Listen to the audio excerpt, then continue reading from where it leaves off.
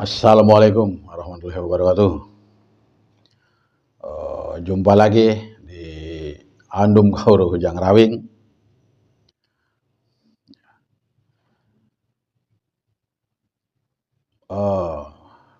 Andum Kauro Hujang Rawing kali ini akan bahas bagaimana wayang sanepa asal mula. Apa itu asal mula sanepa wayang ya? Asal mula dari sanepa wayang, menurut Andum Kauro Hujang Rawing, di sini saya temukan bahwa asal mula sanepa wayang itu yang pertama adalah bahasanya Tuhan, ya. Terus Adam, terus Nur, ya. Nur. Tuhan sama dengan hidup, ya. Hidup atau menghidupkan, atau yang menghidupkan. Ya. Adam adalah wujud atau perwujudan. Ya. Nur adalah energi, ya, atau tenaga atau cahaya. Cahaya kehidupan, yaitu adalah energi. Kenapa saya bicarakan itu? Ya, sekarang gini, hidup tanpa perwujudan adalah gaib, tidak kelihatan. Nah, makanya hidup menciptakan sebuah perwujudan agar kita bisa melihatnya melalui sarana perwujudan itu tadi. Nah, si hidup itu masuk ke sebuah perwujudan agar bisa dilihat oleh kita ini. Lalu bagaimana si hidup bisa masuk ke sebuah perwujudan tanpa dorongan energi atau cahaya atau nur? Nah, si hidup itu tadi mengutuslah sebuah nur untuk mendorong perwujudan agar si hidup tadi bisa masuk ke sebuah perwujudan, dan dibuatlah suatu tempat perwujudan yang lebih dalam untuk si hidup dan si nur tadi bertempat di suatu tempat itu yang disebut adalah hati. Nah, nur perwujudan adalah hati bertempat di hati itu tadi perwujudan, ya. Nur dan Adam maksudnya, dan Tuhan itu manunggal di situ di suatu tempat. Jadi hati itu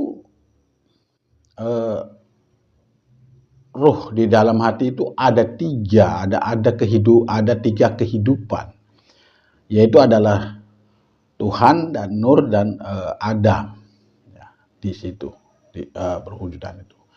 Lalu dari tiga itu menurun lagi menjadi tiga lagi, yaitu adalah ini bahasa perwayangan, ya. Inilah asal mula wayang. Maka saya bilang inilah asal mula wayang. Dari Adam itu menurunkan, yaitu adalah Sang Hyang Sis, bahasa wayang, ya. Sang Hyang Sis, Sang Hyang Wenang, Sang Hyang Tunggal. Artinya Sis itu adalah sir, Sang Hyang Wenang itu artinya wewenang. Apa wewenang di situ, ya? Terus Sang Hyang Tunggal, tunggal itu artinya menyatu. Sudah ada sir, sudah ada wewenang, akhirnya tunggal menyatu di situ. Sudah ada wenang dia untuk menyatukan sis dengan tunggal tadi. sehingga menjadi sebuah perwujudan lagi, yaitu adalah menjadi perwujudan sebuah telur bulat. Dari perwujudan telur itulah pecah atau menetas menjadi 3 bagian, yaitu adalah sekali lagi saya katakan, inilah Sanepa Wayang. Perwujudan dari 3 tokoh wayang itu adalah Semar, Togog, Bathara Guru, atau Togog, Semar, Bathara Guru. Jadi putih luar itu adalah Togog, putih dalam itu adalah daging, itu adalah Semar, dan kuning itu adalah Bathara Guru. Nah, itu namanya kalau bahasa di para dewa itu adalah Sang Hyang Ismoyo, Sang Hyang Tejomoyo, dan Sang Hyang Manik Maya, itu ya sebenarnya. Itu dari perwujudan 3 itu tadi, dari sebuah telur pecah menjadi 3, dari 3 itu menitis lagi dalam suatu perbentukan, yaitu keturunan dari Bathara Guru, yaitu 4, yaitu Bathara Brahma, Bathara Indra, Bathara Bayu, Bathara Sambu, ya, di situ. Itu adalah unsur, 4 unsur dunia ini, ya, 4 unsur kehidupan. Artinya api, angin, air, dan bumi. Sarinya bumi, atau sarinya air, atau sarinya angin, atau sarinya api itu menjadi sebuah unsur kehidupan untuk pelengkap yang dari sebuah perwujudan tadi, dari 3 tadi. Nah, setelah itu mulai perwujudan lagi. Yang 4 ini sudah perwujudan yang terakhir ya, dari sebuah perwujudan. Nah, itu dari api itu ruhnya itu disebut. Dari 4 unsur itu tadi ada 4 ruh yang disebut namanya nafsu, Sofiyah, Alumawah, Mutmainah, dan Amarah. Ya. Itu adalah hawa nafsu dari 4 unsur tadi. Dari 4 unsur itu tadi menurunkan lagi, yaitu menjadi Pandawa 5. Pandawa 5 itu anak dari Pandu, ya. Ya, istilahnya Pandu anaknya dari dewa itu tadi. Nah, sehingga Pandawa ini cucu dari dewa-dewa itu tadi. Nah, ini adalah sebagai pelengkap perwujudan yang terakhir, tapi bagian dalam, ya. Karena perwujudan kita itu ada luar dalam, ada lahir batin. Nah, perwujudan lahir ya seperti yang tadi saya katakan, keturunan dari Bathara Guru. Nah, perwujudan yang di dalam yaitu adalah dari Semar, dari Sang Hyang Ismaya. Nah, yang 5 ini adalah perwujudan dari turunan dari Semar.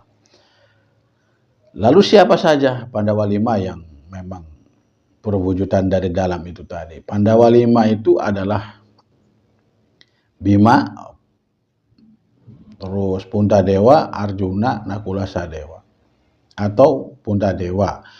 Puntadewa itu artinya jantung, ya, jantung. Bima itu ada artinya napas. Arjuna itu artinya mata, Nakula Sadewa itu adalah lahir batin. Ini kalau saya simpulkan dari cerita awal sampai akhir, kita ada perwujudan, tidak ada ruhnya atau tidak ada kehidupan, maka percuma, sia-sia ada perwujudan. Tapi kalau setelah ada perwujudan, nah perwujudan yang saya maksud sini adalah lahir batin ya, luar dalam, bukan sekedar perwujudan luar aja, tapi perwujudan dalam.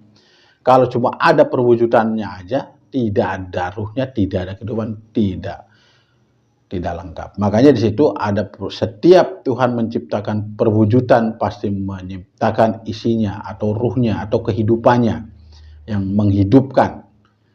Nah, akhirnya di situ terciptalah semua ruh untuk mengisi sebuah perwujudan satu persatu tadi. Yang terakhir yaitu adalah Pandawa 5, terakhir perwujudan bagian dalam. Bagian luar adalah sebuah perwujudan yang sudah saya sebutkan tadi, mulai dari Dewa 4 itu tadi, Brahma, Indra, Bayu, Sambu ya. Karena yang itu adalah yang menjadikan perwujudan kasar, karena sarining bumi sama sarining air itu liwatnya dari bawah, dari pori-pori telapak kaki bawah sehingga masuk ke atas bertemu di tengah, dan dari atas yaitu hawa sarining angin sama sarining air tadi lewatnya atas atau dari dari 4 unsur itu tadi, dari atas 2, dari bawah 2, sehingga nanti akan kembalinya pun seperti itu. Dan dari 4 nafsu itu tadi keluarnya nanti seperti itu, atau menyatunya seperti itu. Sekarang menyatunya 2 dari atas, 2 dari bawah, menyatulah di suatu perwujudan tadi. Kalau sudah pada waktunya, sudah memang perwujudan sudah tidak kuat lagi untuk menampung ini tadi, kehidupan ini atau raga ini, maka dia akan lepas melalui jalannya tadi, jalannya masing-masing ya. Itu saja cerita asal mula Sanepa Wayang dari perwujudannya. Semoga bermanfaat. Mohon maaf bila ada kekurangan. Wassalamualaikum warahmatullahi wabarakatuh.